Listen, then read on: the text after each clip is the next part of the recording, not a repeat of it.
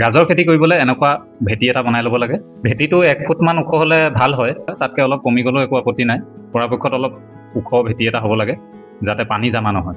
গাজৰ খেতিৰ কাৰণে মাটিটো পলসুৱা বা বালিয়া হ'ব লাগে। ইয়াত মই কেঁচু সাৰো দিছোঁ, অলপ গোবৰ দিছোঁ আৰু ধানৰ বাকলিও দিয়া আছে আৰু কাঠৰ গুড়িও মিক্স কৰি থোৱা আছে। কোৰ মাৰি হোৱাৰ পিছত এতিয়া মই লাখুটি এটালে এনেকৈ সদায় লো বনাই লওঁ। লাইনকৈ থাকিব লোকেইটা, প্ৰায় 1 চেণ্টিমিটাৰমান দকৈ বনাওঁ। এই লোকেইটাতে মই গাজৰ গুটিবিলাক দি যাম আৰু এনেকৈ দিলে দেখিবলৈও ধুনীয়া হয়, লাইন হৈ থাকে বস্তুটো, অলপ পৰিপাটি হয় আৰু দেখিবলৈ।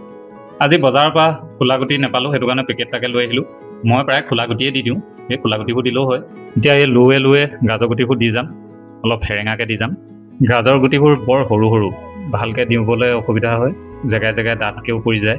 গুটিবোৰ দি হোৱাৰ পিছত আকৌ লাখুটি এডাল লৈ এনেকৈ চব লোকেইটা ঢাকি দিম। গাজৰ গুটিখিনি ঢাক খাই যাব লাগিব। এতিয়া ঢাক খাবলৈ ওপৰে আকৌ এবাৰ গোবৰ অলপ দি দিম। এতিয়া মই পানী ভালকৈ দি দিম। আজি প্ৰথমবাৰৰ কাৰণে হাতেই ড্ৰামটোৱে দি দিছোঁ। পিছত মোৰ ইয়াত আপুনি দেখিছে পাইপবোৰ, স্প্ৰিংকলাৰ লাগি আছে। অট'মেটিক ছুইচ দি দিলে আৰু পানী পাই থাকিব হিচাপৰ পানীকণ। এতিয়া প্ৰায় হৈয়ে গ'ল গুটি দিয়া, আৰু 10 দিনমানৰ ভিতৰত পোখা মাৰিয়ে দিব, পুলিবোৰ চব ওলাই আহিব। তাৰপিছত মই 7-8 মাহমানলৈকে আৰু খাই থাকিম গাজৰ।